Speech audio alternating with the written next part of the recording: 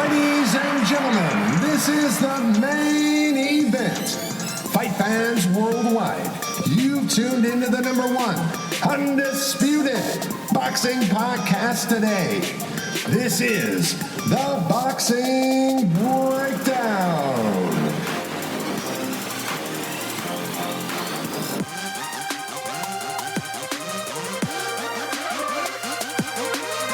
Now, your heavy-handed, hard-hitting host, Mark Roxey.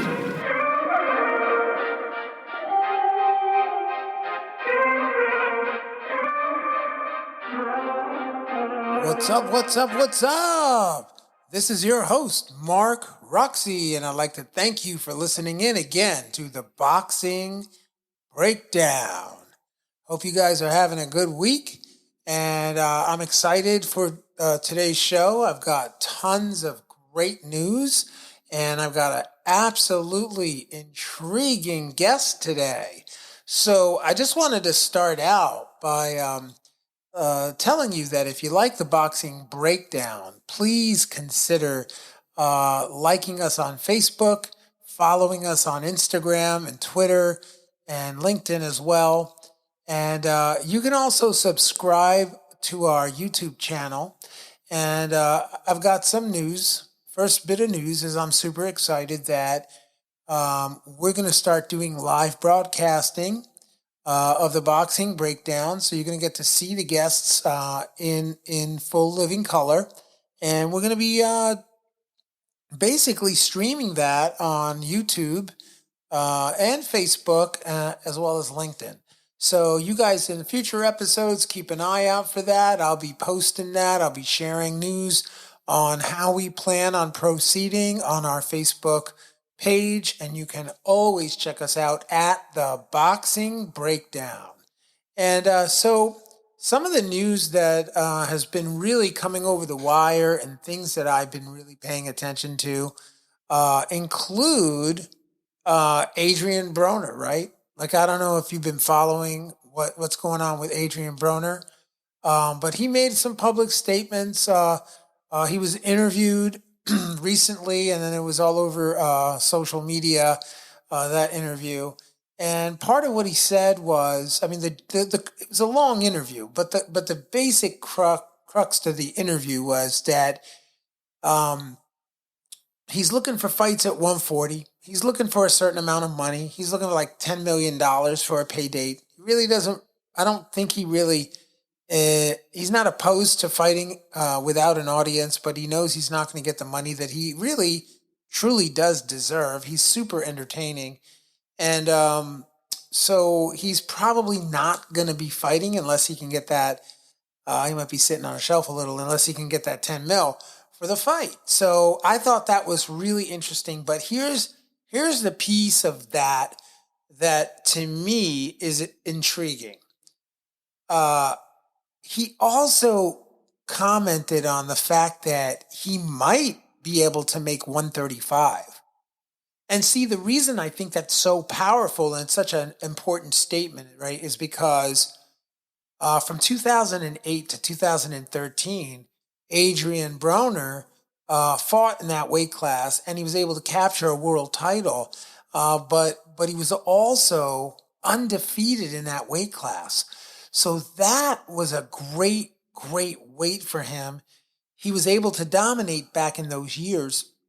The question I have is, if you know anything about that weight class, I've been reporting a lot on that weight class. You've got, Vasily Lomachenko. You've got,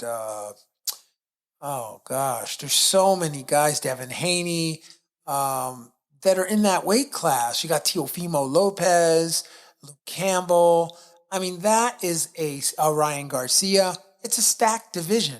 And it's probably one of the most exciting divisions in boxing right now. Well, for me, as a purist boxing fan and someone who really is a scientist of the game, that weight class is super intriguing to me. And I'd love, Adrian Broner, I would love to see you go back to that weight. I know you can make it. I definitely think that you would be a player in that division. I honestly haven't seen you at that class for a long time, but I would love to see you preparing for that class and see what you could do there. And I know the guys that are in that division might want to see that as well. So fans definitely would love to see you in action. We love you, Adrian Broner, and I hope that we get to chat soon enough, right? So there's some other news that I'll tell you about briefly. Some of it is Errol Spence is set finally to fight Danny Garcia. It is set for November 21st. So that is a fact. It's going down. And I love that fight. And I love Danny Garcia. I'm not that I'm not a fan of Errol Spence. He's super quality fighter, but I really would love to see what Danny can make out of that. He's going into the fight. Obviously, I've been talking to a lot of people in the boxing world as somewhat of an underdog, but I think they don't sleep on Danny Garcia.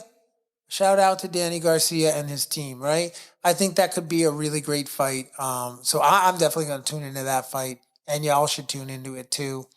If you know who you got, hit me up on Facebook. Send me a message or at the Boxing Breakdown. Just let me know what you think, man. I'd love to chat with you and love to hear what your opinion is about that. Also, what do you think? I mean, what do you think?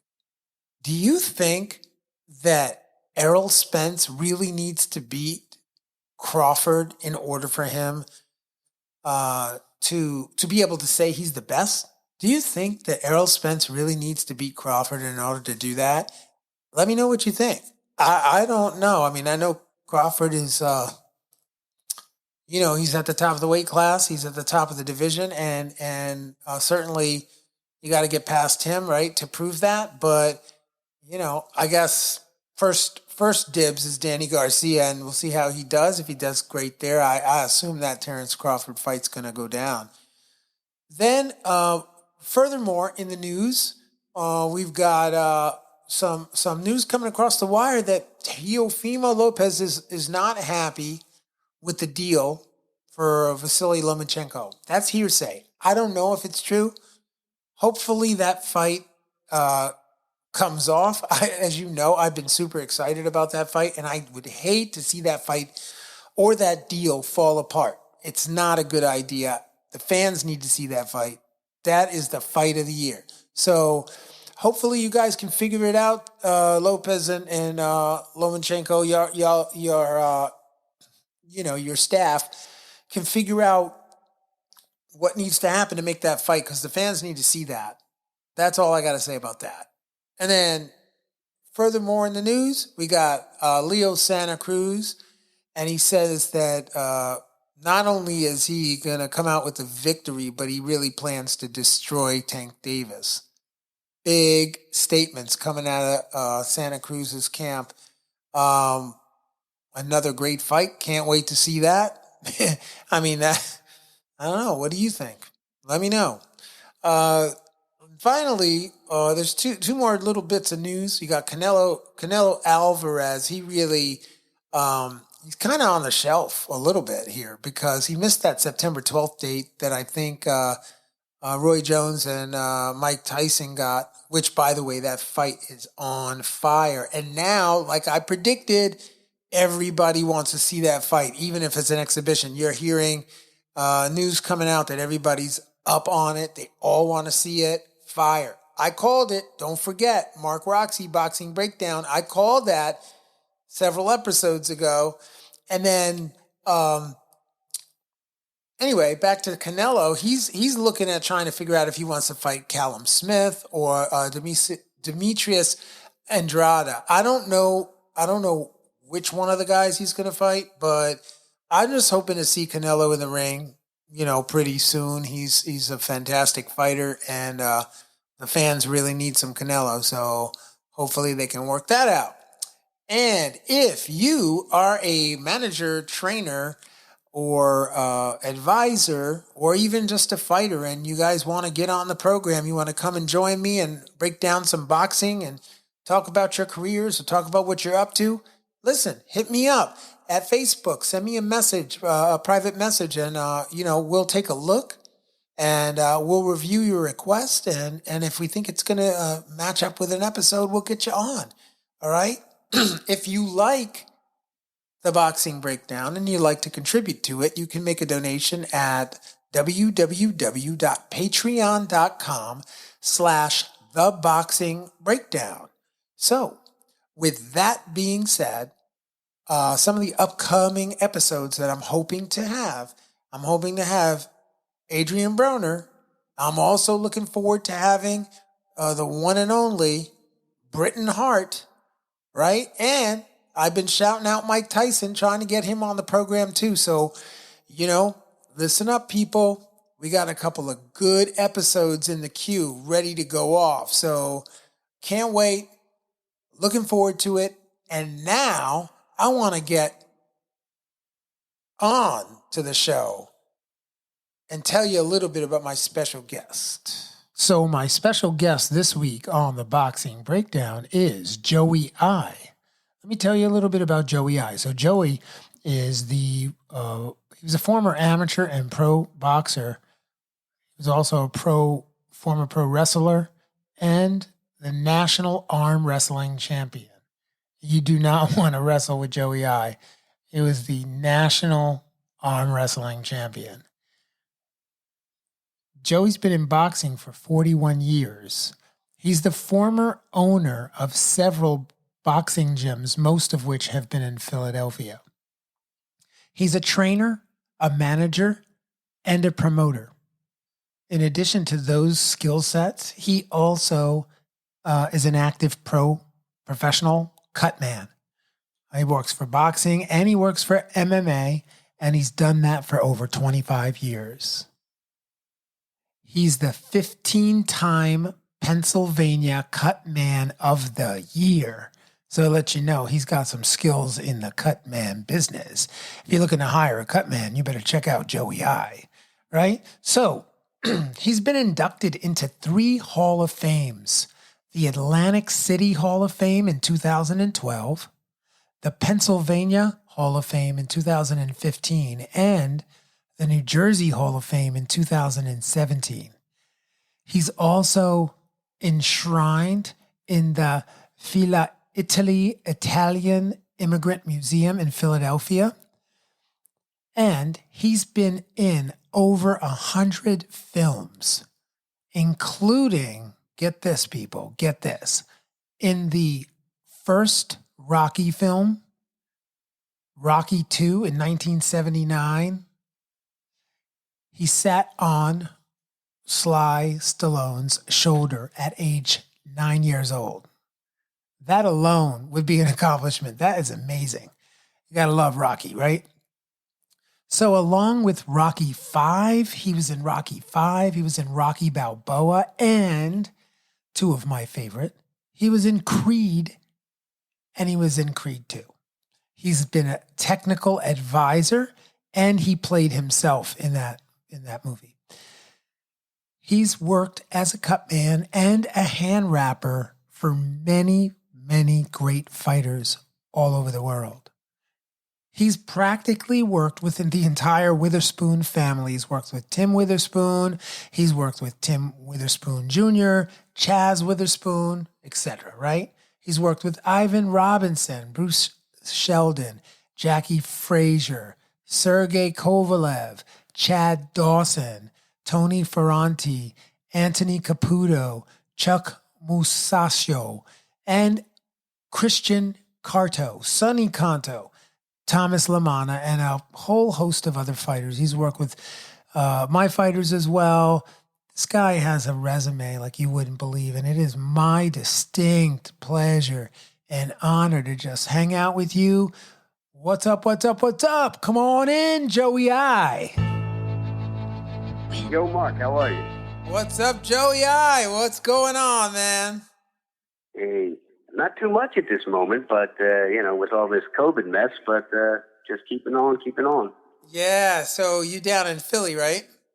Yeah. And how's it down there? That's pretty rough. Yeah. You know, if you want to grab something to eat, it's got to be outside. You know, that kind of stuff. Eat or drink. You know, you got to keep your distance, and the streets are, you know, not as barren as they were a few months ago. You know, every time you think things are going to change, they come up with something else and they pull the plug. So, you know, it's but, frustrating. you know, got to stay safe. Yeah, it is very frustrating. It's really tough, and especially for a lot of people out of work, and, you know, Yeah. you really get to know, with this, you really get to really know your family. Yo. I got 4 kids and a wife, and yeah. Woo. I know. Well, not only you get to know your family, but you get to know people. Like people Yeah. that you thought were like riding with you, you know. Oh, yeah. They don't Yeah. call you, man. They don't like, and you really, you know, Yeah. it's been an interesting ride, you know, the last, really since March, you know, things have really like, it's amazing what, you know, what we've all experienced. And I know like in the boxing world, you know, we're all kind of like just hanging tough Yeah. for the sport to really return to some, you know, especially the smaller Some promoters. kind of normalcy. Yeah. And I feel so bad when I'm watching these ones that were on ESPN, and now last night, you know, they got them on Showtime now, and there's literally no one there. I having been a former fighter, I can't imagine, because I thrived off the crowd. I can't imagine being in a room and there's nobody there, and you guys it's worse than, there's more people in a gym when you're sparring than what they got. I mean, the crowd, the fans are what get you going, what makes it a real fight. And I don't know. I don't even think I'd be enthused to be there working with them. I know. You know what I mean? With nobody there. Imagine flying out to Las Vegas to do a show, right? Having a quarantine, right? When you get back, I mean, it's just a big. I mean, I know. I got offered to go to Florida for a fight. And I was like, wait a minute. I was like, when? And they're like, in the middle of August. I said, do you realize that's the worst place in the whole country? I said, I'm going to have to go out a week ahead of time. Right. And then when I come home, I got to quarantine for 2 weeks. I said, you need to pay me for like a month's worth of I said, I can't shut my business down and things like that. I said, I can't do it. And I said, then I'd have to stay away from my family. I'd have to probably live in my basement.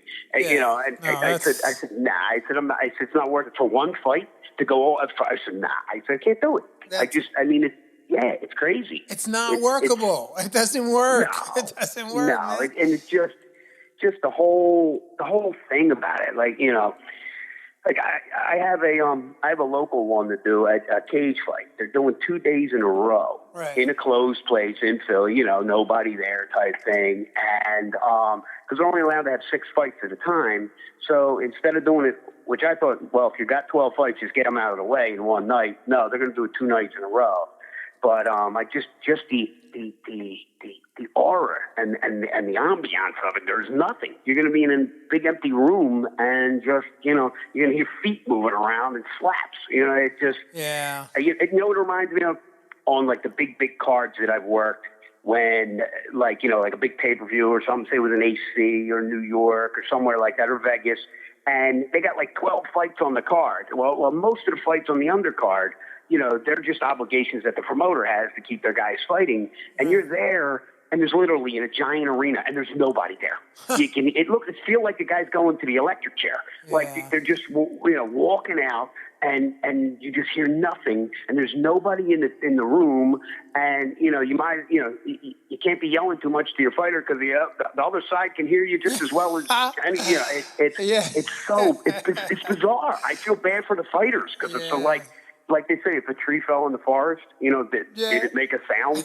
You know, I always say, if Ali Frazier, if nobody was there, would that have been the fight of the century? No, and I'd have to say, no. I know. You know, it's tough. It really is. I would hope that we could get to some kind of normalcy, but I don't know. And it's going to be a long time, because even when they say, everything's okay, there's people going to be scared to death to go anywhere. Yeah, you know, to be in any kind of crowds. Yeah, no, and people are getting wild. And I don't blame them. People are like out of control, man. I mean, people are like, you know, like I went into the grocery store the other day, and it was raining, right? So I jumped out of my car and I started running into the grocery store. And I got into the grocery store like halfway in, and luckily it was like a Sunday night, like right, like maybe like 8 o'clock at night. And as I ran into the store, I went halfway in deep into the store, and I didn't have my mask on. Yep, and you realized. And I was like, "Oh my God!" And then I pulled up my shirt and I ran out of the grocery store and grabbed the mask, threw it on, went back in, and I was like, And there's no middle ground with that. It's either people don't care or they want to kill you. Yeah. And really, what we do know, we don't know enough, but what we have to do, it takes nothing, guys, to put your mask on. It takes nothing. Yeah. Even if the mask doesn't help, right? Right. We got to do what we got to do, right? To just try. Yeah, at least keep some kind of peace and keep some kind of order. Yeah, or just maybe it does. I don't know. I mean, I don't even know what's going on, really, to be quite honest. I don't. I know. Because you don't know who to believe. You don't know what's true, what's not. The part of the honest part to it is, and I feel this right away. It happens to me. Because having been a fighter, I was tested, I do have brain damage. We all do. We all do. But, I got like a relaxed brain, But no. But if I wear that mask for, because it's not a respirator, it's a mask. So you're breathing out your carbon dioxide and carbon monoxide, and you're breathing it right back in. Yeah. So that causes brain damage, and it makes you lightheaded. It's killing your brain cells. Well, it hits me within 10 minutes, and I get a headache after I leave. You know what I mean? But if we keep this up for another year or two, doing this all the time, you're gonna have a bunch of people walking around not knowing how to tie their shoes. No, and you can see the confusion. They're gonna be like, "Where did I park my car?" Yeah, man. It's bad, but I mean, the masks that would really, really help and save you, nobody can afford them. Right. You'd have to wear a respirator like a guy who paints cars would wear. You know what I mean? Come on, Yeah. But it's tough. It's a bad situation all the way around. I'm surprised that it's been this long. A few months ago, I would have said, 2 months, we'll put up with it. And now, I mean, it's, and there's no end in sight to things, you know what I mean? You don't know what's causing what, who's doing what, it's. Yeah, what's political, what's not political, well, what's real, what's not. I keep hearing a lot of people going, when COVID's going to go away? November 4th, the day after the elections. And I'm like, oh, God. I'm like, I don't know. Right. And I'm like, we should be so lucky, man. We should be lucky, Joe. I mean, if we're lucky that's what's up, hey, I'll take it. Hey, right? I'll take it as right. Yeah. Man. Because look, we've lived through many conspiracies. Yeah. I'm 51 years old, and there's been many of those things that you're like they come out later. You're watching some TV show, and you go, oh yeah, the government did that. And like they're going, and they're not denying it. Oh, really? Oh, okay, thanks. Yeah, thanks. It comes they gave everybody, out Yeah, they gave this whole population of venereal disease just cause. Oh, okay, thank you. But you don't know. Yeah, it's tough. I know it really is. So listen, I got a bunch of things I want to talk to you about, man. Sure. I did your intro, and your intro is it's on blast, man. There's so much to talk to you about. First of all, how did you get into boxing? How did that happen? Well, this is an old story. I think I've told this one 1,000,001 times. But people what happened is, obviously, I'm 5'2". Well, I haven't grown since I was probably, 9. So when I was little, I grew up in a really tough part of the city. I mean, all anybody did was fight. You had to belong to a gang so you didn't get killed. Yeah, So at 10 years old, I was like in a gang. But I used to get my ass kicked all the time. I was a little guy smiling at everybody, and they wanted to kick my teeth down my throat. And the funny thing is the neighborhood I lived in was predominantly Irish and German. Right. So little Italian kids in that neighborhood, they didn't even know what I was. Right. So I was I was bullied a lot. Wow. And I had a friend who was smaller than me because he was about a year younger than me, real skinny little kid, and his name was Frankie. And the big kids knew he went to the gym, and he was a real decent little boxer, right? He could really, he had good moves. Only at 9, 10 years old. So he was about 8 or 9, and I was about 9 or 10, and So every day after school, the big kids would make him practice his boxing on me. As we were walking home together, we were friends. Right. And he kept bugging me on the way home. I'd be like wiping the blood off my nose. Wow. And he'd be going, "Hey, Joe, why don't you come to the gym with me?" And I'm going, "Why? So I can get beat up there too?" And I'm like, man, as long as I just want to, I know I can take a punch and, if I get you with one, but, so what happened is, he was always bugging me, and I was considering it, but I'm going, I don't know. And I got the opportunity to be in Rocky II in 1979. The movie came out in 79, so it's probably like, I don't know, maybe November of 78, something like that. Right, 79, got the opportunity. They came to my school, and they picked the athletes in the school, and I ran track. So they were like, "Oh yeah, you're on track. Would you like to be in?" And I was like, "Being in Rocky movie? Yeah, I want to be with Rocky." And so an aunt or somebody loaded a bunch of us up into a station wagon, took us down, and all day long we ran with them. Wow. I ran down the Parkway, ran up the Art Museum steps, up and down, all damn day, all up and down, 72 steps. Up and down, right? Yeah. And they kept all these different takes, but everybody wanted to get there first.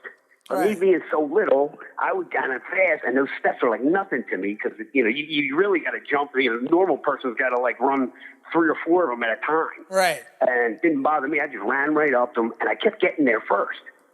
And at one point, he reached down, picked me up, put me on his shoulders. And he was like, "Yeah, how you doing?" I was like, "Oh my God!" And I'm like, and I think he put me down because I probably pissed all over him, on his shoulder. But he put me down, and I was like, "Oh my!" And even though we ran from early morning till it got dark, and I was like dead tired, I went home and told my dad, I was like, "I want to be just like Rocky." I'm Italian, I'm little, I'm left-handed. Right. I want to be just like him. And I made my father the next day take me to the gym, to a gym in Kensington. Wow. And I wound up and never left. I never looked back. Wow. And the funny part was I also, as years into it, that was like the first movie I was in, but I always kept saying, I would like to do movies too. And then another time I got to be in Rocky V. What? And he came in. The owner of the gym, Passion the Philadelphia Boxing Club on Passion Ave. And I was still like an amateur at the time.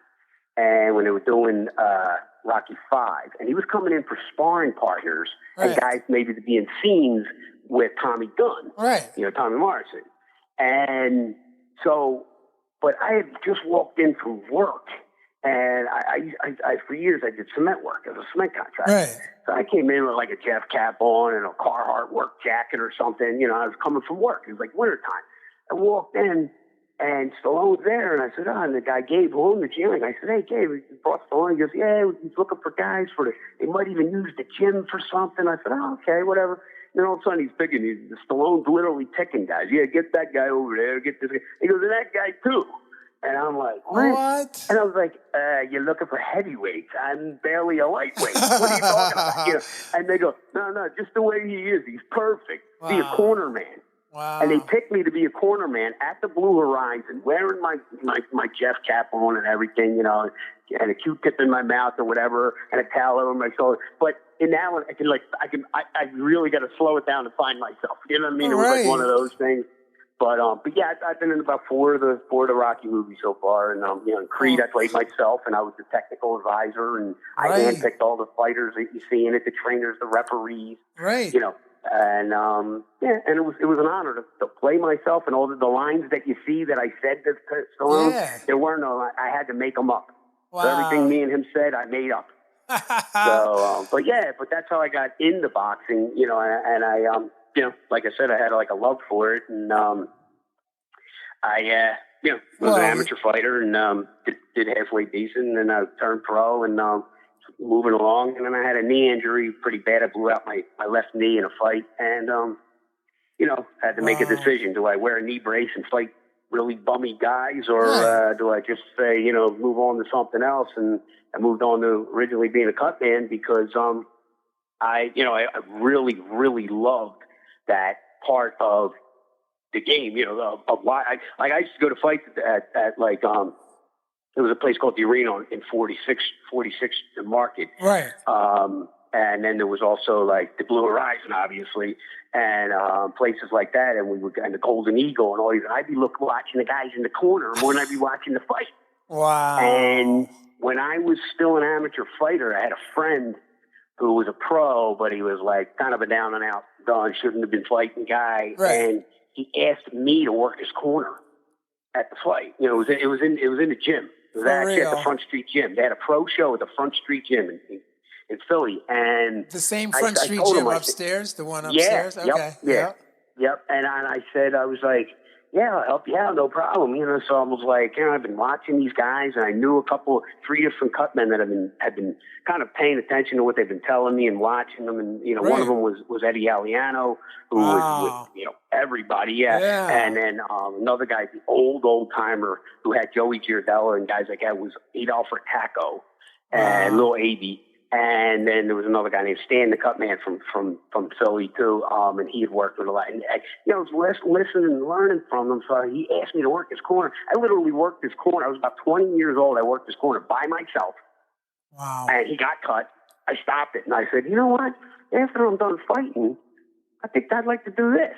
And so when I couldn't fight anymore, it was like a big, you know, it was a big, you know, part of my life that was gone, you know. Yeah. And I kept saying, I don't want to hang around the gym all the time because I know I'll just get talked into fighting again, you know. And it was like, you know, what do I do, you know? And then my wife, I've only recently gotten married, and I was like, you know what we say about being a cut man? You always talking about Eddie and Nate, and you know, because I was the one cut man, Adolf.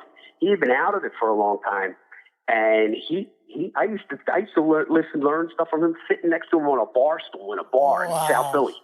And he would just he would tell me things, you know. Yeah, I learned different things from these three different guys, you know, and it was really, you know, it was great because I mean, you know, they passed on to me, you know, because they were on the way out, you know, and yeah, it was good because it gave me something to, you know, because I said to myself, I'm like, yeah, I think I'd rather be a cut man. I said, I don't want to be a gym owner.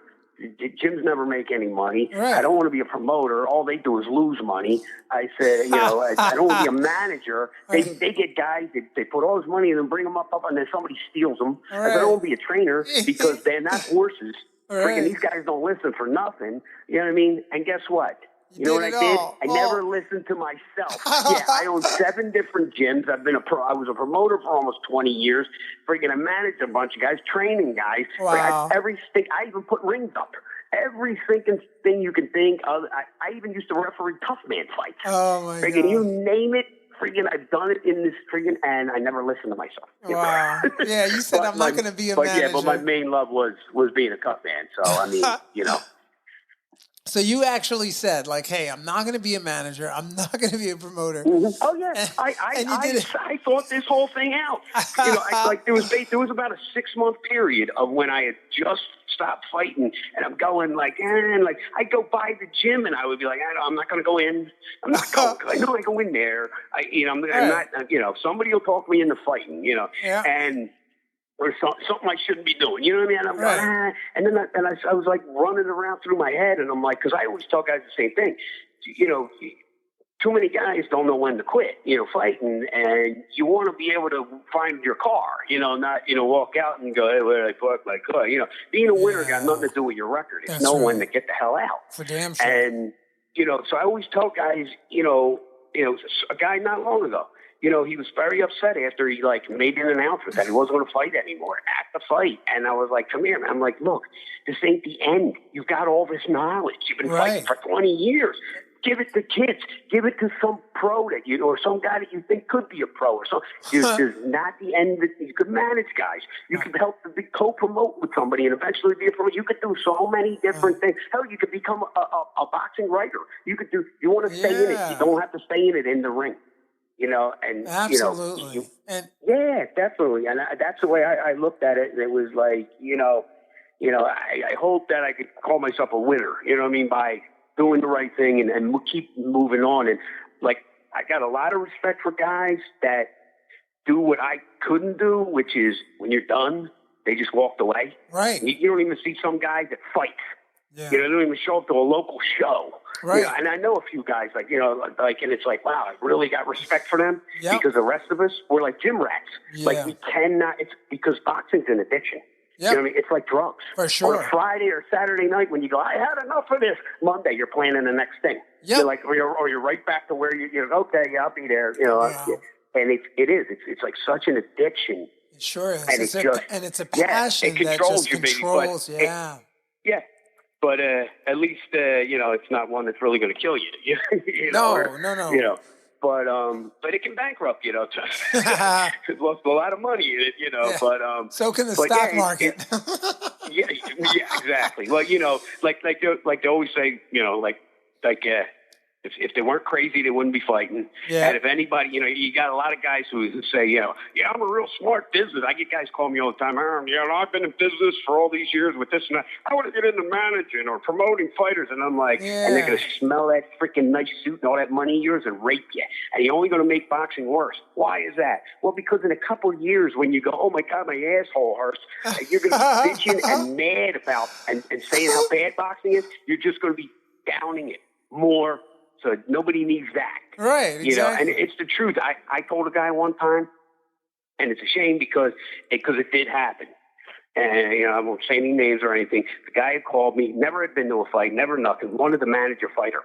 And I said, I know who you are through a certain business he had, but I said, why? Oh, I like this guy, I love him. And then I'm like, it's got nothing to do with love. It's got to do with business. It's a business. And I said, you either got to be born into this or be a straight gangster. Yep. And even those guys get screwed over in this business. I said, listen to what I'm going to tell you and take my advice, because if you don't, the sound is going to be echoing in your ears in a couple years. And he's like, what? I said, run for the freaking hills. Don't freaking take one more even thought of this. And he didn't listen, just like you didn't listen to yourself. Yeah, I lost like $500,000. Oh, man. Unreal. Kid wound up being a world champion, though. Yeah. But not on his watch. Right, on your dime. Oh, yeah. Yep. Yep. And it's tough. It's just I love it, but it's a shitty business at the same time. So it's like a love-hate relationship. It's a poor man's game, and it's also a tough man's game. It's for real. It's not for the faint of heart in any part of this. Like they always say, that the hardest, the real fight goes on with the guys in the suits in the back. That's right. Yeah. And you better know what you're doing, because if you don't know what you're doing, exactly. You lose. Yeah. They always say, watch the guy who's patting you on the back. He's looking for the soft spot to stick the knife. But I've had so many people say to me, "Oh, I'm in the insurance business. There's nothing shadier." I'm like, "Oh yeah." I don't care if you're president of Citicorp Bank, you're going to lose your shirt. There's not another business like the only other business like this, the movie business. Right. Well, no, you nailed it, and something that most of the Boxing Breakdown people do not know as they're listening to this is that you've been in like tons of movies. Like you have a significant background in movies, and I even have a small production company that I'm part of. I have. So I've been on all the ends of it, Yeah. I'm not I've been I do a lot of the continuity stuff on films. Like when we do a lot of small films, they'll be like, Joe, does this look right? Joe, like, we don't want to hear you going nut, because I can pick the crap out of friggin' even like The Godfather. Right. You know what I mean? I'll go, oh, that's wrong. That's not right. It's supposed to be 1920. Why is there a cinder block wall back there? I'm like the worst. But they're the things you got to do to get it right, to sell a movie, to get people to believe it, that what they're watching is real. That's right. But I've been in tons. I'm doing one thing I'm doing right now. There's on Amazon Prime, two things on Amazon Prime actually. One called Mark's Place. It's about a mob guy who goes into like witness protection. Right. I'm the narrator. Oh wow! And just the way I'm talking to you now, that's the way I got to talk. Well, you got that down, brother. Yeah. You got that down. So they just the way I talk is, and all I have to do every once in a while, someone shows up in my house, go in my basement, I say the lines I'm supposed to say, they record it, and boom, that's it. I just was in another one that's out right now called Chase Street, It's about Camden. It's kind of like the same take as the show The Wire. Yeah, that was on HBO. It's like that, like politics and drugs and everything in the ghetto type situation. And I play a bad guy. I gotta bury a guy in the ground and all kinds of shit. But I got some real good lines with it and stuff. They even had me impersonate Rocky a little bit in it. And, it's just fun, But that's on Amazon Prime right now. I mean, I've done so many things over the years. It's you've done stunts. You got 2 producer credits. 2 producer credits. Is that right? Yes. Yep. Wow. Yeah. That's awesome, bro. Yeah. Yeah. I've done a lot of my own stunts and things like that. I mean, that's amazing. Yeah. I was doing one time when I guess because at the time I was a pro wrestler, which is ironic, right? No, but I used to wrestle as if Rocky. I could see you doing that, bro. I could see you doing that, Joey. I was dressed up like Rocky, with the fedora and the gloves with no fingers and the leather jacket and the gray sweatshirt. And instead of the Italian stallion, I was the Palermo pony. and I'm the only wrestler ever to retire undefeated. Because, Rocky has to win in the end. For 2 years straight, I was the Battle Royal champ. You got 30 guys, and I'm just throwing them all over. Crazy shit. But you get really hurt. I used to get hurt all the time, so bad with that stuff. I mean, a lot of it's fake, but a lot of it is real. Oh yeah. I mean, the outcome is set up, but Jesus Christ, and some of these guys lose their minds. They're crazy. But while we were doing that, they hired a bunch of wrestlers, a bunch of us, to make a movie. Right. And it was called The Black Ninja, and it was kind of like by day. The guy is a Johnny Cochran lawyer who gets all these scumbag, killers and drug dealers off. But at night, he'll go and he dresses up like a ninja and he kills them. Wow. So he gets them off and gets their money and then he goes and kills them. Right, because they were all guys who wound up killing his family or some shit. I don't know, right? Whatever. Right. But we had to do all our own stunts, and they figured since we were wrestlers, no problem. Right. They literally had me jumping out a window, 2-story window. What? As if the guy was throwing me out the window, right? Jump out the window in the middle of the night, right? And they had a big pad down on the ground, and it's snowing. And they're like, Joe, is this where you want it? I'm going, this is where I want it. How the hell do I know? I'm going, yeah, that was good. They're like, okay, action. I jump out the freaking window, fall all the way down. You get the guy, you got to scream. And I'm like, fuck. And I get all the way to the bottom. I landed, but only from my belly up. My legs hit the damn ground. I'm like, Jesus Christ. And they're like, all right, well, we got to do that over. Why do we have to do that over? You can't, we don't want you to say fuck all. They're like, oh, you didn't say that. You said scream like I was like, that's what I would be saying if somebody threw me out a 2-story window. Hello? And they were like, no, Oh, yeah.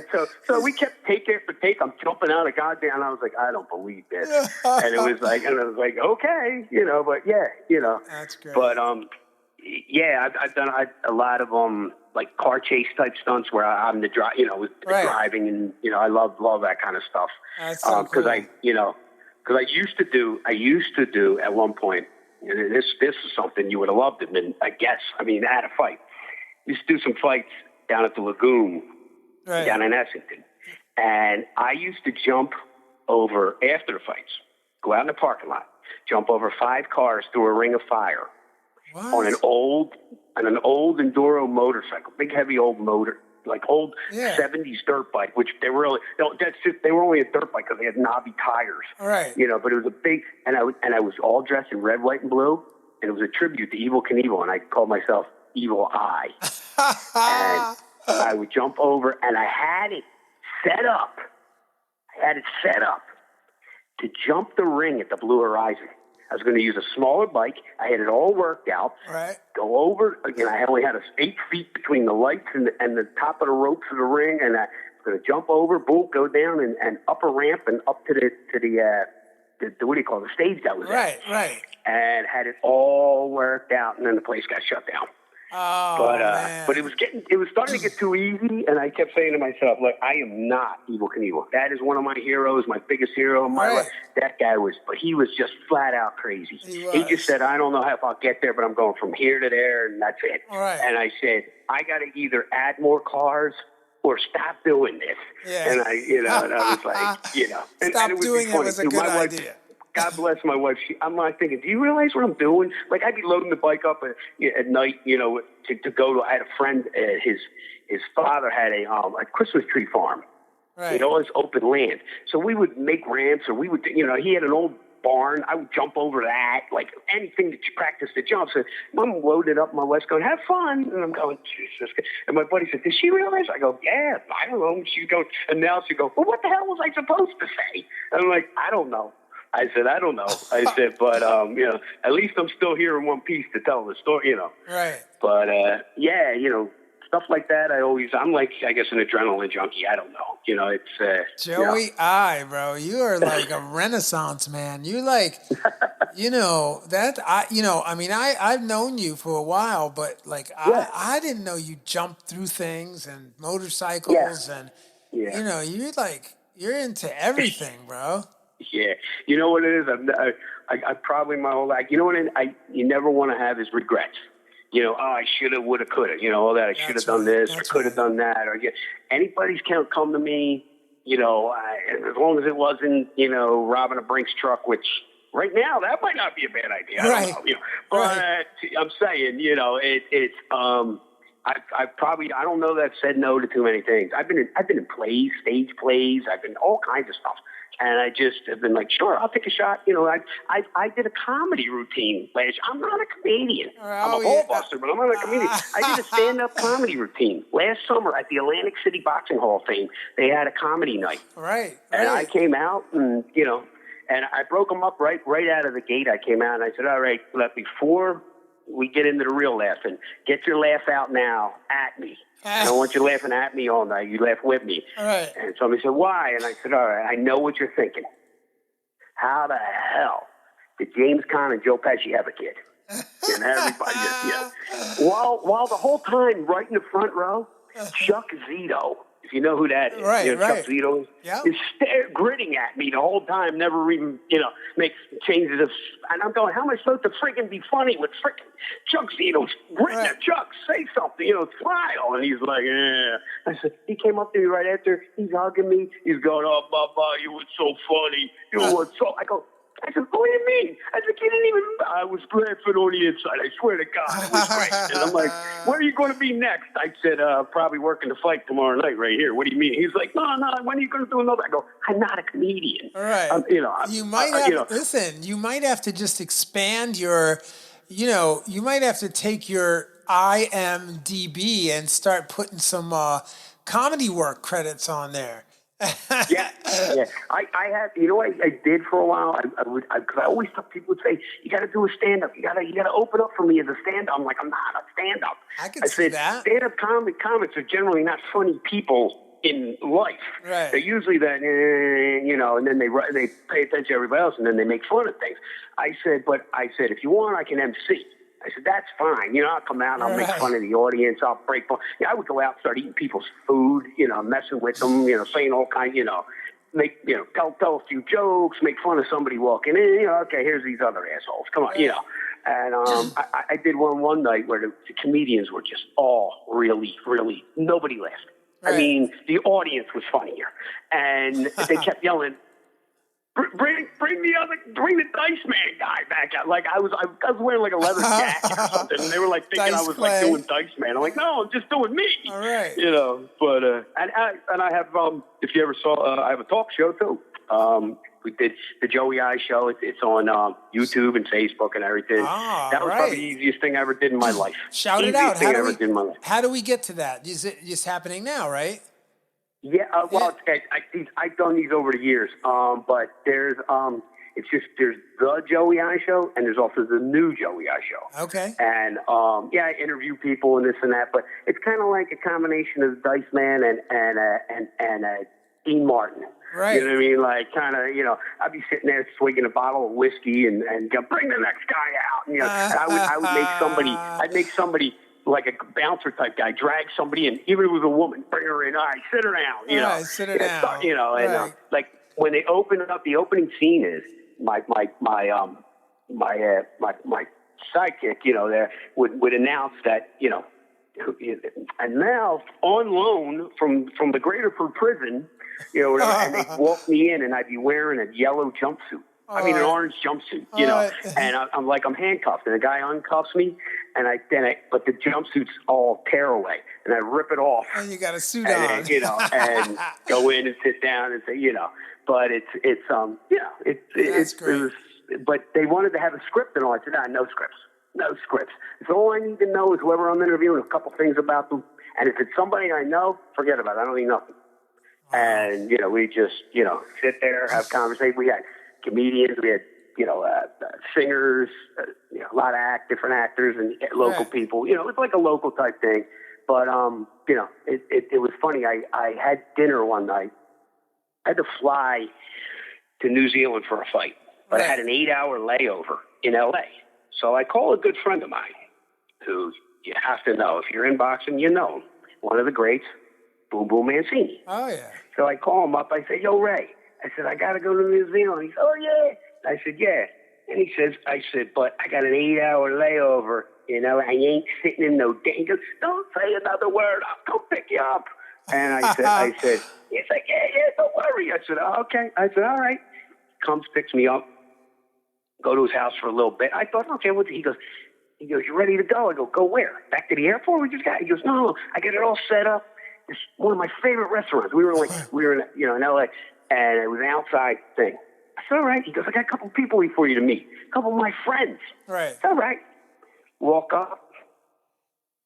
Who's there? Ed O'Neill, Al Bundy. Oh, wow. Right. God one of the rest writers. His soul. Yeah.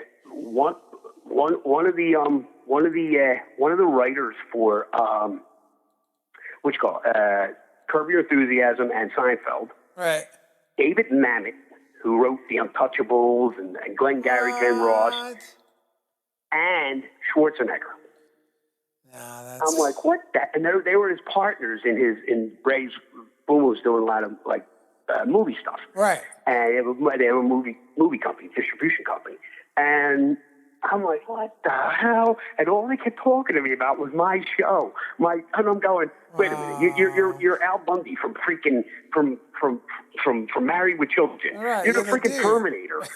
you did two of the best shows that were ever on TV. I said to the other guy, and I said, you wrote all these beautiful plays and freaking movies. And I'm like, this is all you guys do? They were like, we loved it. They're like, how much did that cost them to do? Not much. I was like, it was my gym. It was where we filmed it in. They were like, but you had an audience. I go, yeah. We told people, about 75 people showed up and sat in the audience. So, and they're like, oh my God, you got to. And I said, I don't know. And I'm sitting there going, I can't believe I'm sitting here with freaking Schwarzenegger. Al Bundy, man. He's just sitting there puffing a stogie half the time, going, yeah. Yeah, that's a great story. I almost didn't make it to the airport. Yeah. One guy goes, wait a minute, when did you have to be there? I go, I got to be there at like 8 o'clock or whatever. They're like, dude, it's 7 now. Isn't it an international flight? You got be there 12. 2 hours early. Ray's like, I'll get you there right now. He raced me there.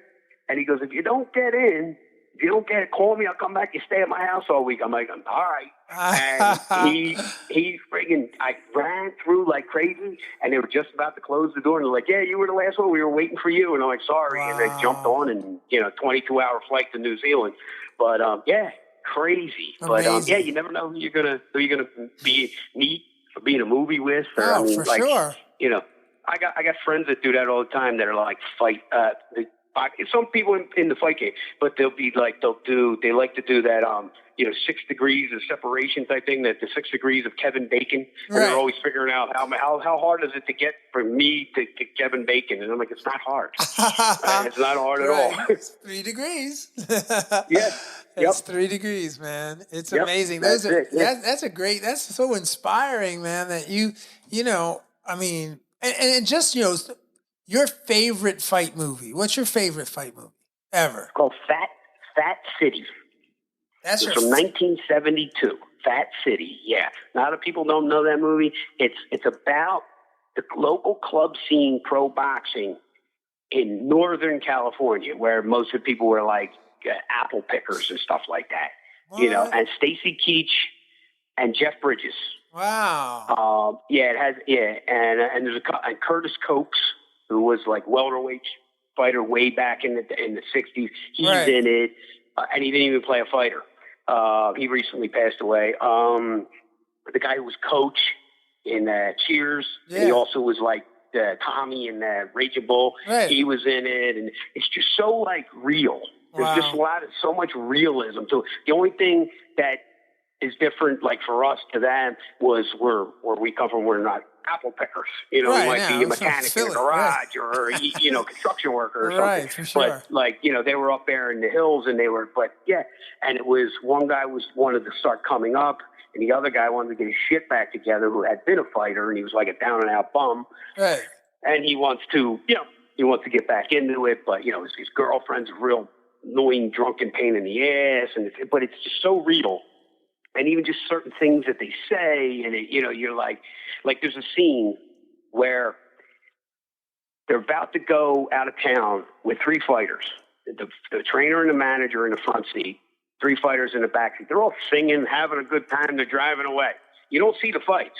You just see them pulling back up. Right. All 3 guys are beat up, and the 2 guys in the front are like, God damn. You know what I mean? Like, they're sitting there like, shit. And you know how many times I've been down that road? It's like, the worst is when you get to fly with somebody from a long way. You go out, and they're talking a big game, and then the ride home, they're like, oh, what the hell? And the fight goes on, it's like, oh, my God. It's like, I can't believe I got beat. It's like, you gotta try to keep them from jumping out, open up the plane door and jumping out, Yeah, but it's just so, the highs and the lows of boxing. And in that movie, there was, like I said, there's nothing special to it. Right. You have to have an interest in it. It's not an exciting movie. It's just organic. It's like the an most organic real movie. Because, when we were doing Creed, I told Stallone, I said, look, you guys get pretty close.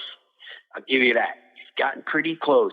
But nobody has ever hit it on the head, which you can't. Right. You can't make up the stuff that happens. No. You can't. I know. You can't. You just, you go on and on for days. I mean, I told a guy who was a play director that I was friends with. He came over to my house one day around Christmas time, like 20 years ago, with a bottle of homemade wine and sat down. He goes, and he said he just came over just to bullshit, right? So whatever, nobody around. Me and him were just sitting there drinking some wine. And he was like asking me to tell him boxing stories. And I'm telling him this. This guy went right home. He wrote a whole script that I wound up being the choreographer and played 2 different parts in the play. Yeah, you got a choreography credit. Play, called The Knockout. And I'm like, where'd you get this? And everything was from the stories, that I told him. Wow. Yep. Wow. Yeah. That's incredible. And I mean, just those Creed movies, man, they came so close to really, I mean, especially the first one was just so groundbreaking. Just I thought the first one was like a lot better than the second one. Me too. I agree. But because I got to be honest, because I really think Coogler. I mean, I dealt with him the whole movie, and we were like, he would just call me on the phone and be like, yo, what do you think about this? Right. How about that? I want to make sure if this. And he was like in that scene where Gabe Rosado fights Creed. Yes. Right. It's supposed to be the Blue Horizon, but it's not. Right. And it was actually at Temple's, the original Temple School. And we're in there, and while it was now, from start to finish, it's one cut. That's never been done in a fight scene. There's not. So we did a whole scene from start to finish. Right. One take. The way you saw it, from them start before the fight starts to the end of it. That's one. They only did it in one take each time. Now we did it several times, but he would not be there. Be under the ring watching it on an iPad on his forearm. Wow. So it was like he wasn't there, and he wanted to witness it the way you would see it in the movies. Right.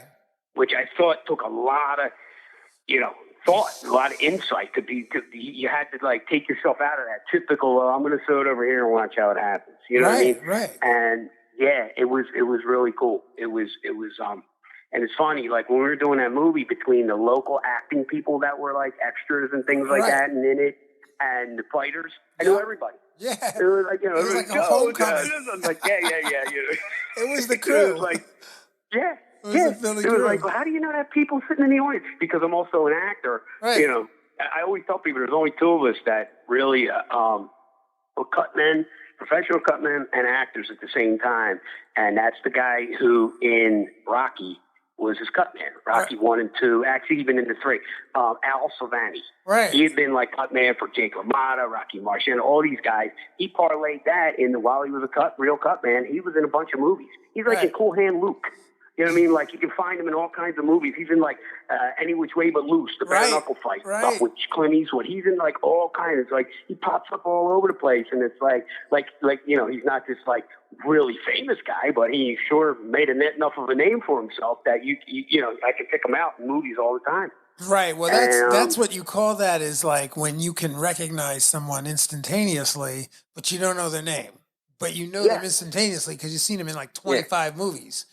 You know? Yeah, that's like, you know who that's like? I don't know if you know the name of this guy, but you saw him in everything. William Forsythe. And I did a movie with him. All right. He's, let's see. Oh, he's been in everything. But, did you ever see the movie Gotti? Not the one that Travolta just made, that bad one. Huh. The one with Armando Santi. I can't remember if I've seen. How about Raising Arizona? I haven't seen that one either. Nicolas Cage? Okay, well, he was in that. Oh, whoa, wait a minute.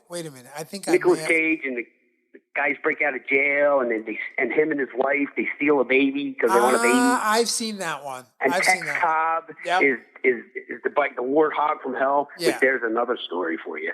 I'll tell you his story about him. But, the guy who broke out of jail with John Candy.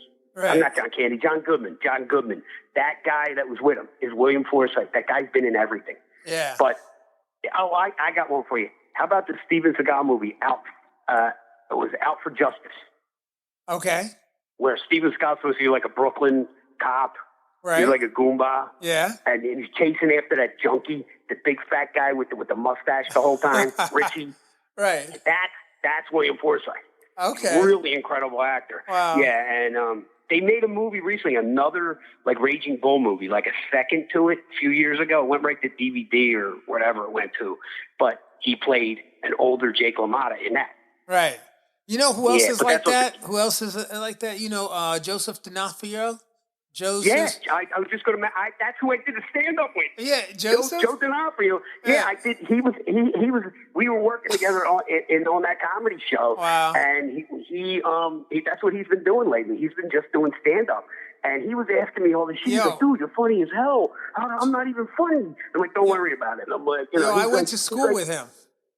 Joe D'Onofrio? Yeah, okay, yeah. I went to school with him. He's slick, he's slick, or he's young Tommy in Goodfellas. Yep. Absolutely. I imitate him all the time. I mess with him. I'm like, I want to shoot somebody. And that looks like just the gun to do it. Yo, that's good. That's good. How you doing, Henry? Yeah, how you doing, Henry? Yeah, Henry got pinched down by the factory selling cigarettes. Yeah. And he's like, oh, my God. He's like, that's pretty good. And, yeah. And, but yeah, Joe D'Onofrio, he's been in a bunch of things, but it's like, who's that guy? Right. Yeah. And then you go, because you say his name, and you're like, and you know what people mix him up with? Who? His last name is D'Onofrio. They mix him up with Vincent D'Onofrio. Right. Vincent's the older the big guy. That, and it's like, no, not him. Joey. Yeah, and I would go, Flick from Bronx Tale, and they're like, okay. It's like that. Bronx Tale, that's what's up, man. Yep. But he's a good guy. Nice kid, too. Yeah, he's really a kid. Great guy. My age, Yeah. And he's doing Super Pro. Still in the BK, I believe. Yeah. Yep. Yeah. So let me ask you something about your boxing career, right? Like your boxing, what you do as a cutman. Who, like, if you could think back or even present, who was like one of your most memorable fights that you worked the corner as a cutman for? Like, what was one of the most memorable fights you've ever worked the corner for? I'll tell you one that I don't even think that he got a mark on him, maybe a few marks, or maybe he did get cut. I usually remember all those things, but one of the most memorable fights was when I went out with Ivan Robinson, who I fought in the amateurs, and he beat me twice. Right. Well, I wound up kind of helping out to manage and work as his cutman and all. He got an opportunity. This was back in 2005. It was like both their like pretty much last fights. It was Ivan Robinson versus Julio Cesar Chavez. Right. And I got him all ready. I helped to get him all ready for the fight. He used my gym. We worked together, everything. And he always had a lot of respect for me. We would go back a long, long ways. He wouldn't even spar with me at all. And he still tells people that, as good as he was, he claims, and even after Chavez fight, that I hit harder than anybody that he was ever hit by. I said, okay, I'll take that. I said, I might not have a lot of skills, but all right, I could crack. All right, good, So, but we got him all ready. Everything took him out there, and it was like right when the Staples Center just opened. So it was like a brand new place, everything. There was 22,000 screaming Mexicans in that place. I swear to God, there was nobody but. They came out for Chavez like crazy. We're walking out, some old lady threw a sandwich at us. We were like, got in the ring. I mean, they're singing the national anthem. They're booing.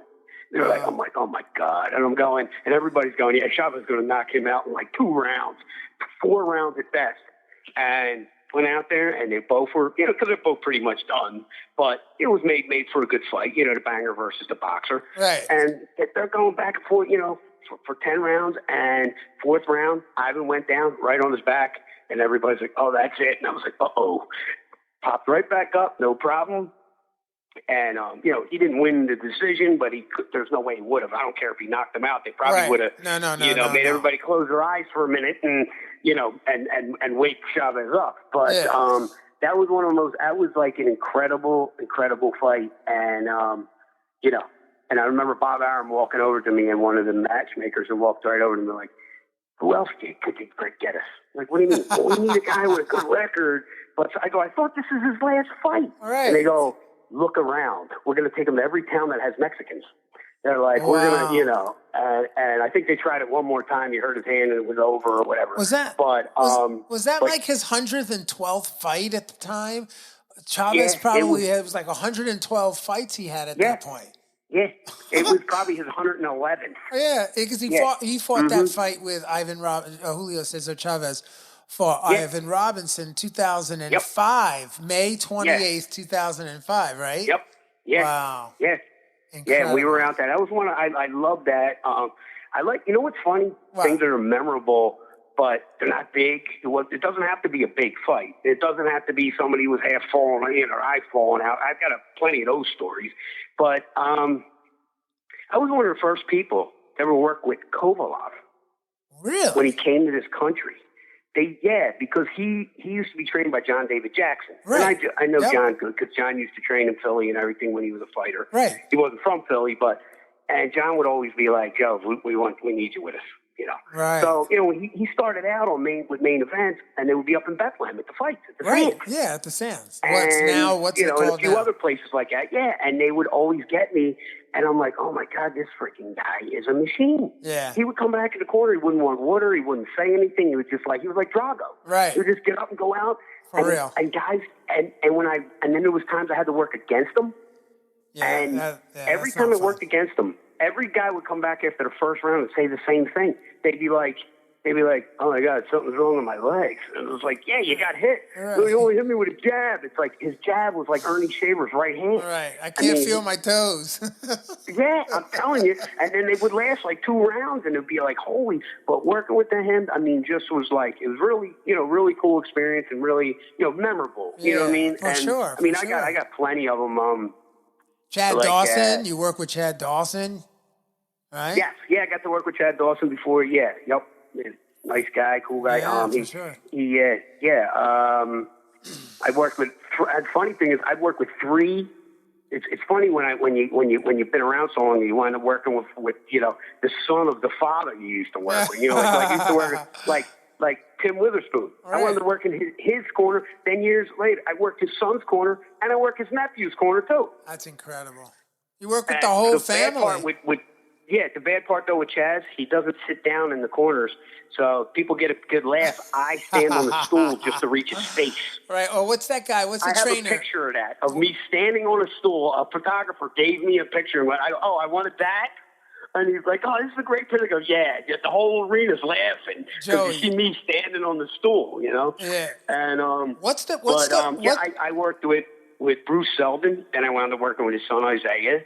Like a lot of it's funny. It's like I had a guy from up near Boston. His last name was Whitley, and he fought for so long. And then I thought, come to Atlantic City, I was working with his son. Wow. I said, oh my God, it's just, I guess, like I start to become the old timer.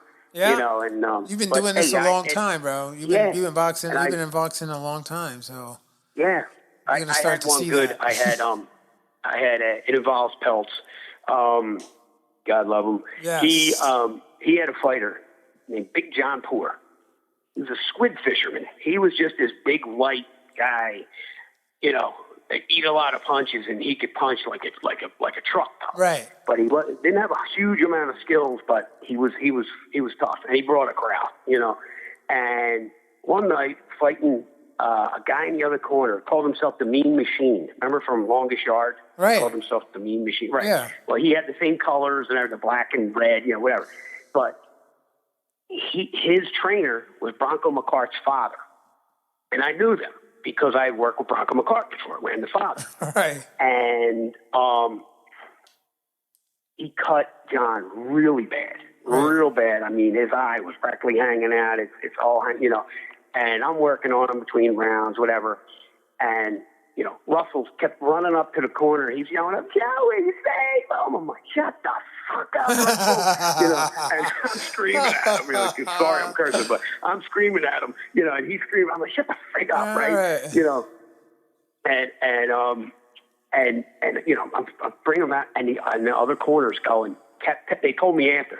They kept saying, "This is over. There's no way he can stop that. There's no way he's stopping that fight." And they would get up, and he'd be fresh as a daisy, and they go, "That little son of a bitch!" Oh, he stopped and it came out, and John wound up winning the fight. And there was a big joke in the paper. John said, "Hey, Edge," and they're like, "Joe did a good job for him." He goes, "Yeah, I think I'll give him an extra $5." Right. And I'm still waiting for that $5. Right. You keep waiting because you're not getting that. Whenever we come to town, we got to have you.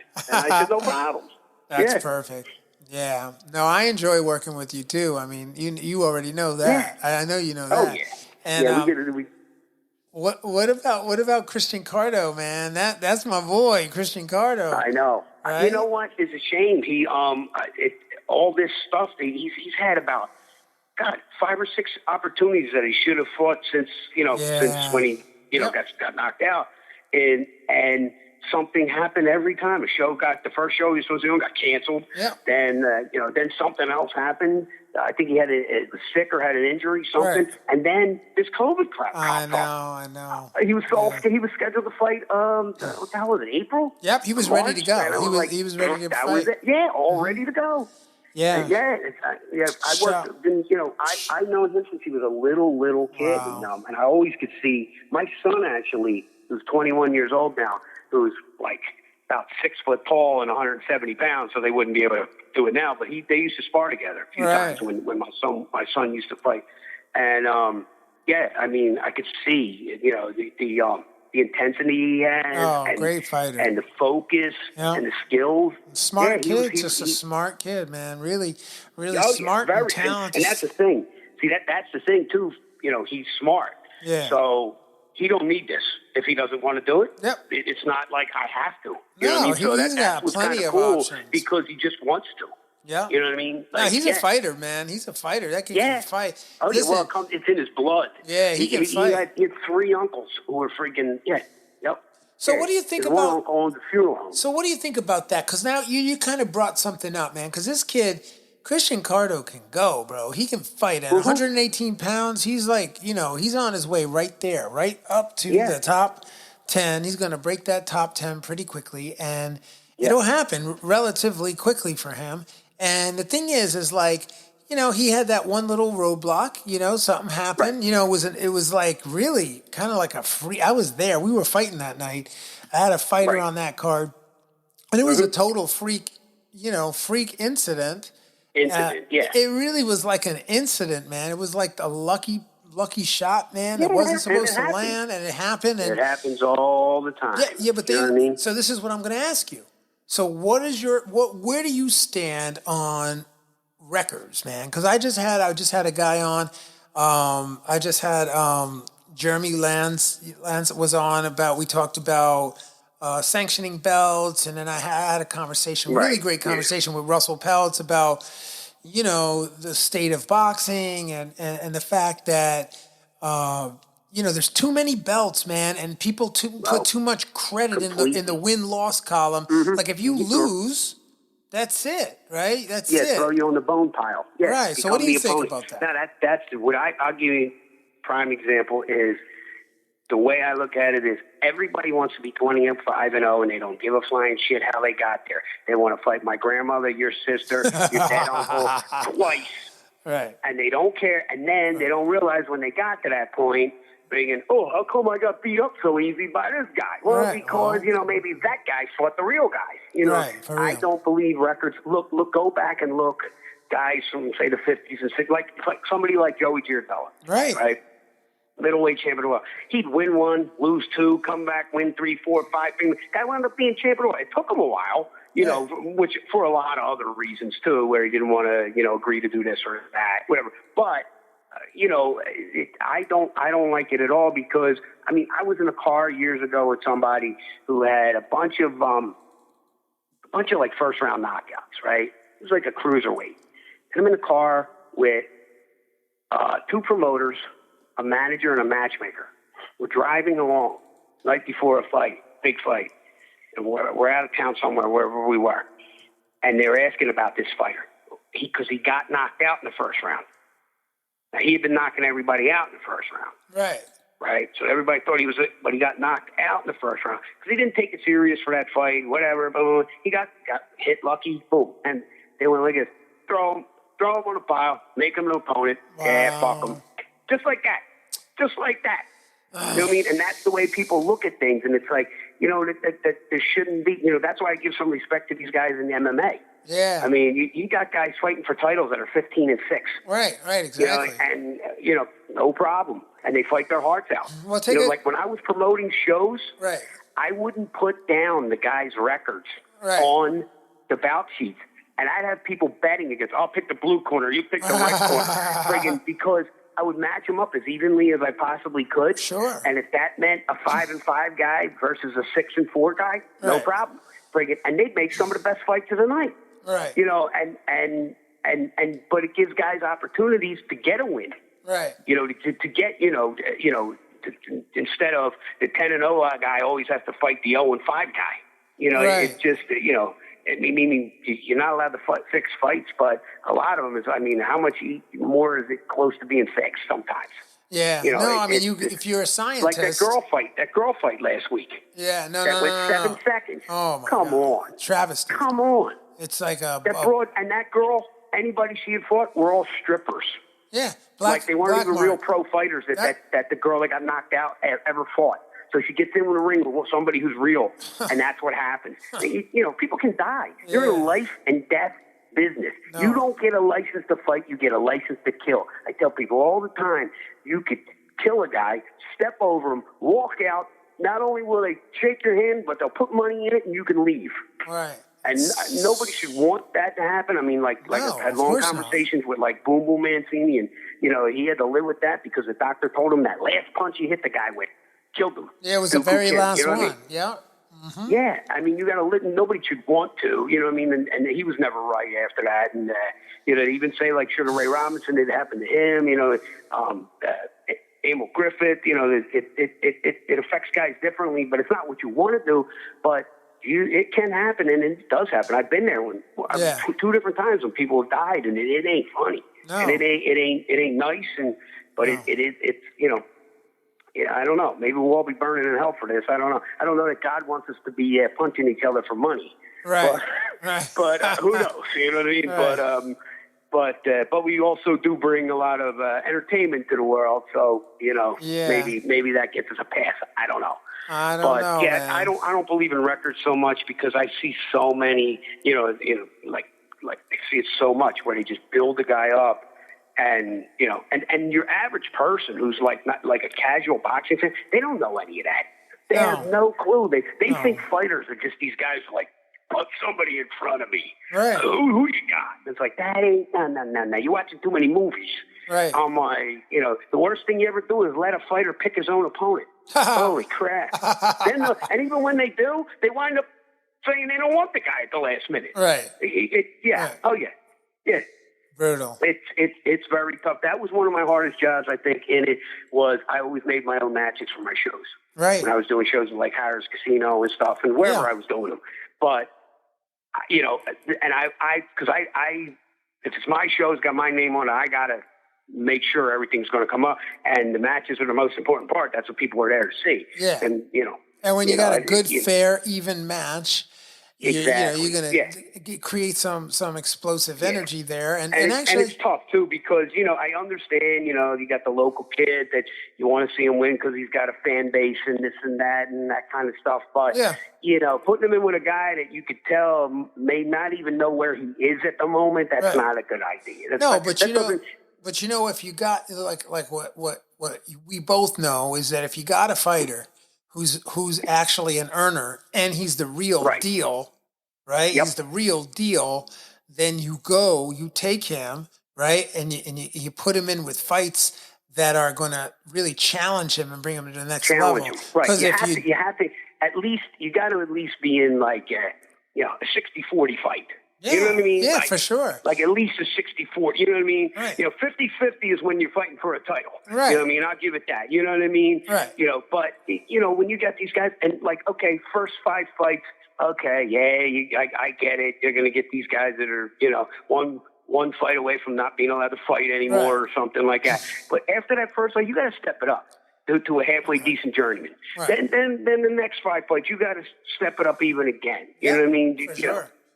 Yeah, I mean, and you got to get some rounds in too. You really got to, I like say with Christian Carter, I like seeing that as he was evolving, that he was starting to go rounds. Yeah. Instead of just about 2-3 in, boom, boom, and guy goes out. You know what I mean? Right. He was putting in the rounds, getting the experience. That was like the heavyweight Sonny Canto, who I work with from Philly. Now he is a thoroughbred. This kid is the real deal. Yeah. He was signed by Top Rank before he even turned pro. I know.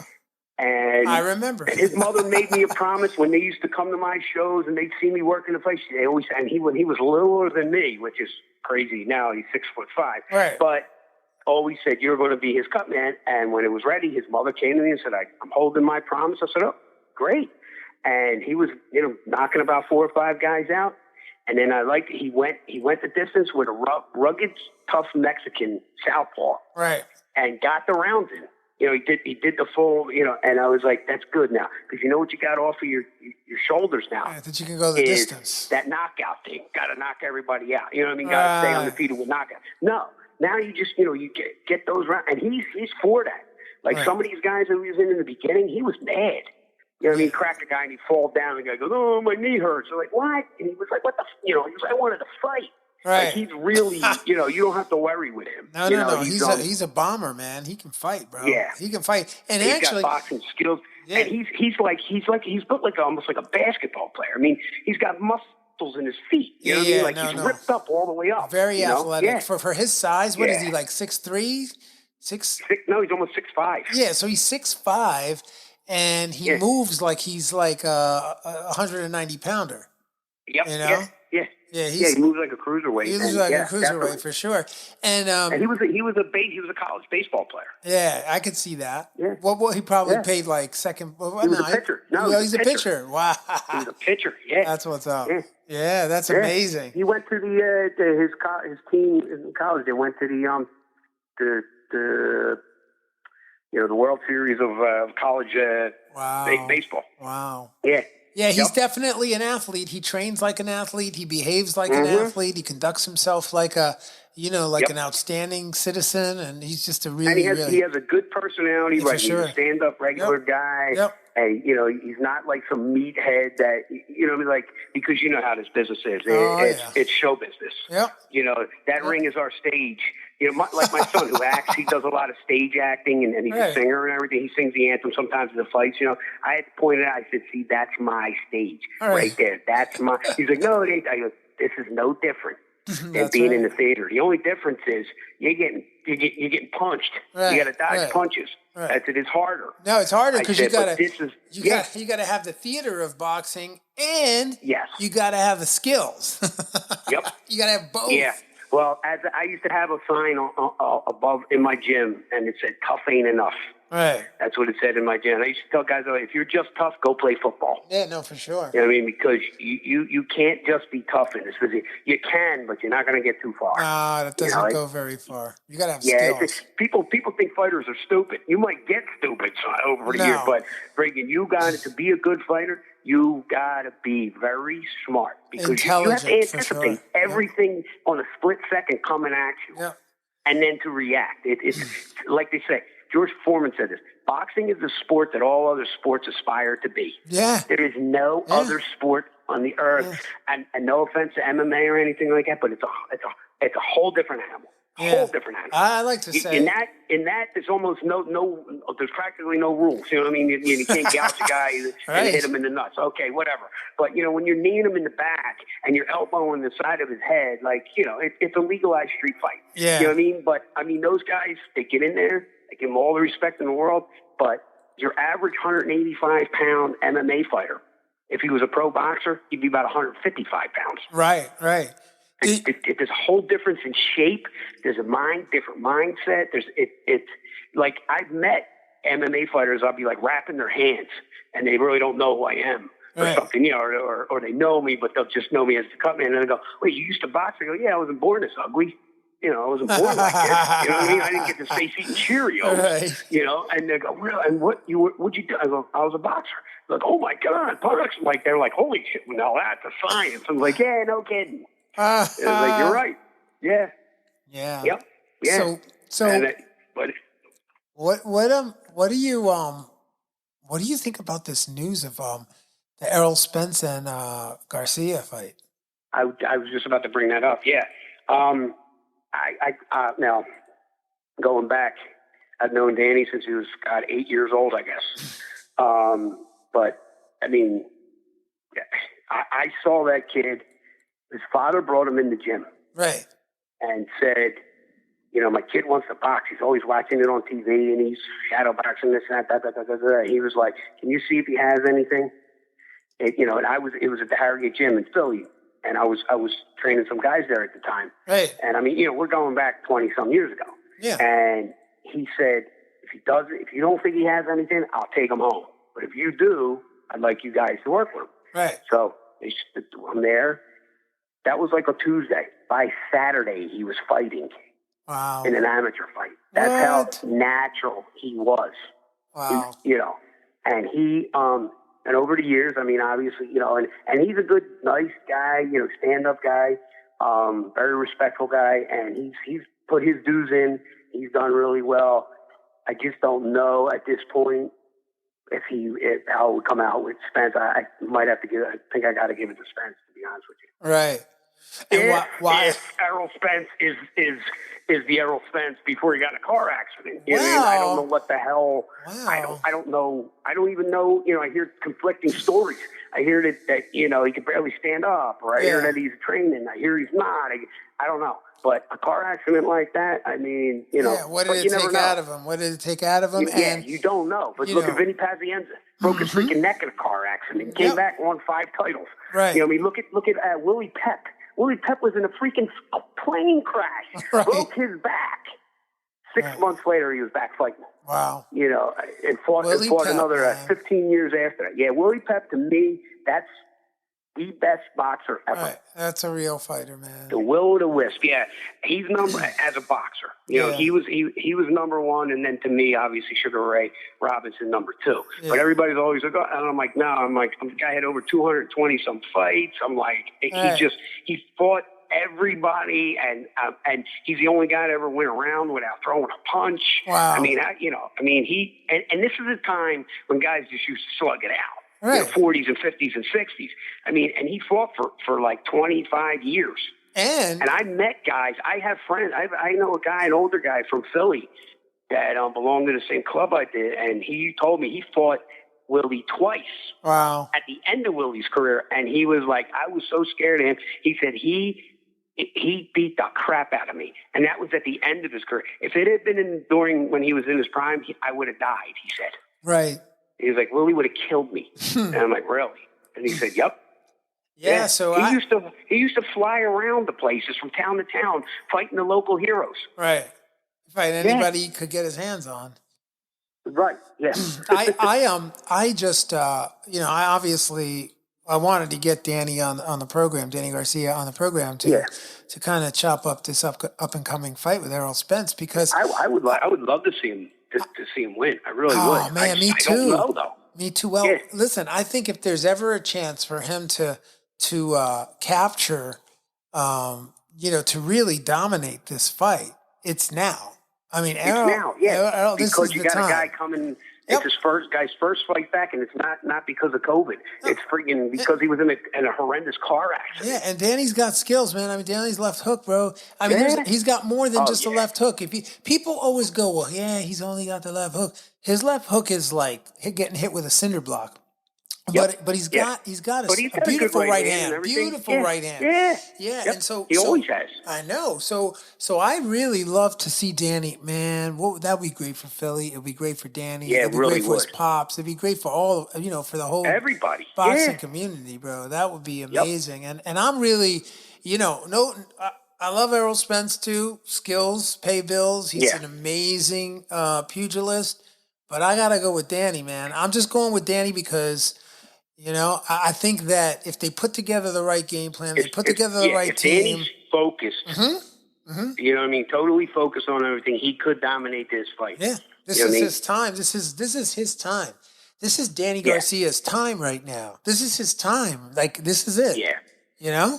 He's got to get it now. I remember I was there in what the hell's the name of the place? In Brooklyn, the Barclay. Barclays Center. The first fight they had there, he fought Morales. Right. And he annihilated him. That was sad. I knew. I was like, hey, he's there. He's on his way. Yo, that was a sad day for me, man. It was sad to watch Morales go out like that, bro. Yeah, I know. Right? That wasn't that hard. I mean, that was like Eric Morales, man. He was a warrior, bro. And the way that he sat down, I was talking about this on the last boxing breakdown. I was actually at Boardwalk Hall when Arturo Gatti had his last fight. Joey. I was there too. Yeah, when he fought Alfonso Gomez, and he did the same thing that Eric Morales did. It was the same geography in the ring. And it was the same sit down. And when I saw Morales do that, that's exactly what I thought. I was like, that was an Arturo Gatti, bro. It was the same exact thing. He was electrifying. And he was really crazy too, but he was a great guy. And I knew him.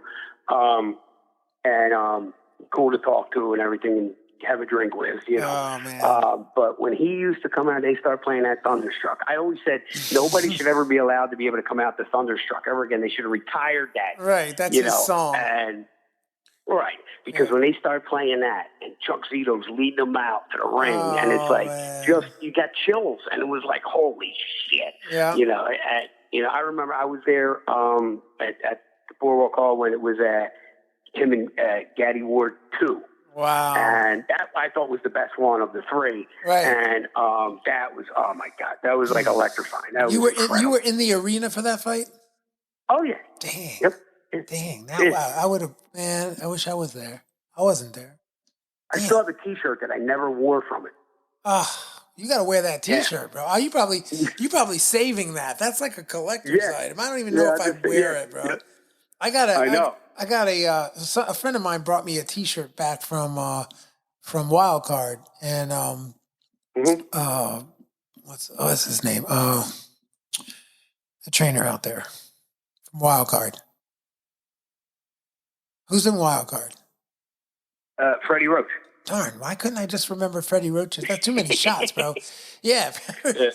Sorry, Freddie. Sorry. Yo, Freddie signed a shirt for me, right? He gives me, and so I get this shirt, right? And it's sitting in my closet. I'm like, yo, this is a Wild Card shirt. I really like this shirt. His autograph is on it. Should I just wear it? And I just started wearing it, and the autograph went away. But thanks for the shirt. Thank you so much for the shirt, Freddie Roach, man. Right. That was an awesome shirt. And you signed it for me, bro. Even better. So shout out Freddie Roach, Wildcard Jim. Yep. Yeah. Good guy. Yeah. For knows real. his shit. Yeah, really. And so you know who the first fighter that Freddie Roach ever trained? it wasn't he an actor? Yep. It was Mickey Rourke. Mickey Rourke, yes. And I have the contract somewhere. He was supposed to fight somebody else who was like a doctor. Right. And the guy at the last minute's like, what the hell am I doing? I shouldn't be doing this, So I said I would do it.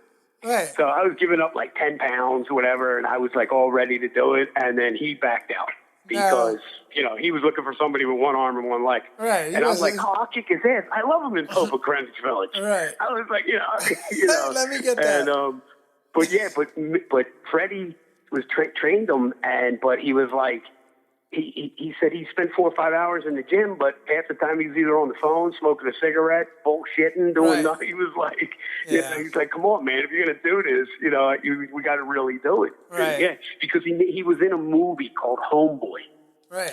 Mickey Rourke, and it was about a down and out boxer. Right. And, it was like that, one more punch and he could be dead. And in the end, one more punch, he winds up dying, whatever. But I guess he thought, this is easy enough because I did it in a movie. Right. And, well. Crazy. It ain't that easy, is it? No. And speaking of Freddie Roach, right? So supposedly there's a couple of things that are happening in the boxing world right now, right? One of which is I heard that Manny Pacquiao may be fighting Mikey Garcia. Everybody's wanted Manny Pacquiao, bro. Everybody wants that. I know. Everybody's been talking it up and trying to, light a fire under Manny Pacquiao, and it looks like it's Mikey Garcia. Is that true? Do you know about that? I have heard about that. I just don't know. I don't know that they're going to light a fire enough under Pacquiao to do anything. Right. And it's hard to be a boxer, right? It's hard to be a boxer and he's like a that. Freaking governor or whatever the hell he is, congressman. Yeah, he's building houses for poor people. Right. You know what I mean? Where he's at, he's like a king there. You know what I mean? And but I mean, he's an incredible fighter. So, basically, Manny Pacquiao's advisor came out and said that. So that came from one of his advisors, right? I guess his name is Sean.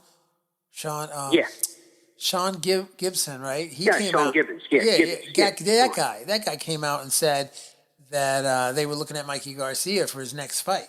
So, that... Well, I like that. I like that, too. I'd like that fight at 147, right? Yes. Yeah, I would like to see that fight. I mean, that's like, a really good tactician against a really wily Filipino master. Yeah. I want to see that one. Yeah. And he's still got, I still believe he has it. I just don't know. I would hope that his interest is there, Well, that's I think he lost a lot out of him with the Mayweather fight. Yeah. Which I was at. Well, and also the Broner fight, too. I mean, believe it or not, that Broner fight, he got a detached retina in that fight. And that's not, that's not a good injury to have, and it's certainly one to question your eyesight. And years ago, that would have ended your boxing career. For sure. Yeah. Yeah. For sure. There was plenty of guys that happened to. Detached retina? Yeah, you can't fight no more. Yeah, I had a detached retina, and then I had 3 surgeries to it. Yeah. Yeah, it's no joke. Detached retina is a very, very serious thing, man. It's not a game, and when you get one, you better like Ray Leonard had one. Yes. You get that, you kind of you bow out. You say, hey, that's it. If you want to keep your eyesight, because it gets real sketchy if you start playing around with that, Mm-hmm. And then then Adrian Broner supposedly is looking to I mean, I don't know if he's really going to do it, but he's talking about going down to 135. I know. Like he's gonna. I guess his next fight is gonna be at 140 if he can get one for the 10 mil, because he's asking for 10 mil for that fight, right? But if he gets his next fight at 140, he will be in striking distance to 135 pounds. 35, and I just don't know. How do you think he would hold up in the Gervonta Davis, Ryan Garcia, Luke Campbell, Loma, and Lopez? Like, how's he gonna? Not at that weight, no. You don't think? Because I mean, his best fight weight, like his best work was done when he was at 135, right? Yeah. Adrian Broner did his best work at 135. So yeah, that was also, not last year. You know what I mean? Okay, point well taken. The older you get, point. you know what I mean? Yeah. So the older you get, the harder it is to get down to that weight. You know, like they say, if you want to look like you did when you were 20, you got to work twice as hard as you did when you were 20 to look like that when you're 40, and it's not physically possible. Yep. That's a fact. Facts. You speak facts, Joey I. And then lastly, before we end the program, what about Mike Tyson? Tyson, I know. Mike, now, obviously, he's looking good on the pads, the whole thing. He is 54, but he does have I think it's the perfect opponent that he has with him. Yeah, they're going to work with each other. I think Roy's going to go out in 2 rounds. And I like Roy. I've worked with Roy. Yeah. I worked corners with Roy a few times. I know. Very nice guy. Yeah. I worked against Roy. Nice guy. But, put it this way. Whether it was when Tyson was at his prime and Roy was at his prime, or now, the same outcome, I believe. The only thing it would have took a few more rounds was when they were in their primes and Roy had some good legs. Right, yeah, but his legs carried him like over. And Roy's been knocked out by way lesser punchers than friggin' Mike Tyson. Oh, yeah. For sure. Yeah. Mike Tyson, that's my boy, Mike Tyson. Shout out, Mike Tyson. Brooklyn, BK in the house. Love you, Mike. Right. Yep. Mike is a one-way fighter. He's coming right out, and now does he can he go like an animal for 8 rounds? I don't know. I kind of really doubt it. But he's going to come out the same way he is because this exhibition crap, that's bullshit. Because even and I've been involved in exhibitions. I've done them. Right, me too. And you wind up in a war. Yeah. You wind up, and guess what? There are no headgears in this. No. I don't think it mattered if there was or wasn't. Well, but there's no headgears. The only thing different they were going to do, they're wearing 12-ounce gloves. So whoop-de-doo, they're wearing 2-ounce bigger gloves than they would if it was a normal fight. Right, and you know what? You can't knock somebody out more. No. You can't knock somebody out more. No. If you knock them out, they're knocked you out. can knock them through the ring floor. Right. There's nothing more you can do than get knocked out. And it really doesn't take much. It doesn't take much. And these guys, they both know how to place their punches.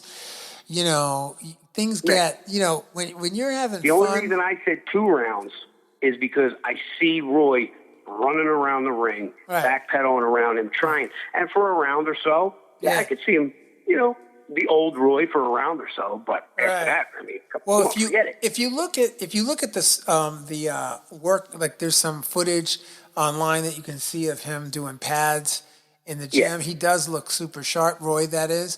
And, but definitely you can see he's, for the most part, he's just flat-footed. He's just right there in the pocket. And that's not really going to work. That's not going to work. That's not, I would just advise them to really get up on their toes and make sure he's got the stamina to get through those rounds because he's going to need it if he's fighting a Mike Tyson. Even an old Mike. Listen, the last thing to go is your power, as you know. Is your punch, yeah. And a lot of people even say the older you get, the stronger your punch gets. Yeah, no, for sure. That's absolutely true. And, well, anyway, the good news is they're both going to make some money. They're both going to give money to charity. I'm in big support of that. Yeah, man, I'm supportive of that.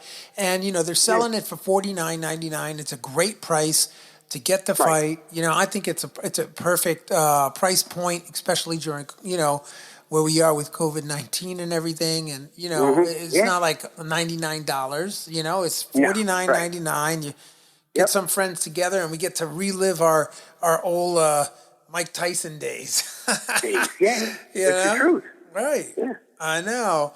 Well, listen, man, Joey it has been a distinct pleasure, man, to have you on the program. You're amazing.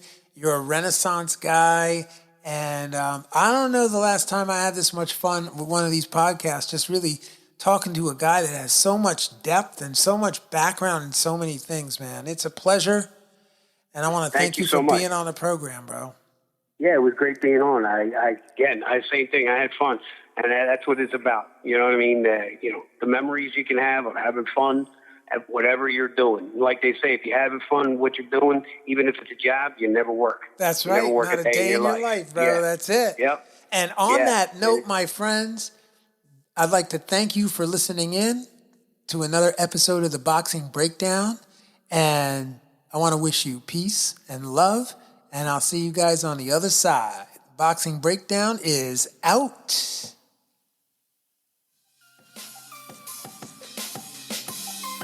Fight fans, join host Mark Roxey and special guests as they break down all aspects of the boxing world, including news, business, management, training, promotions, fan reactions, upcoming events, matchups, future boxing stars, title fights, state of the boxing world, and all the stuff you don't see when you watch boxing.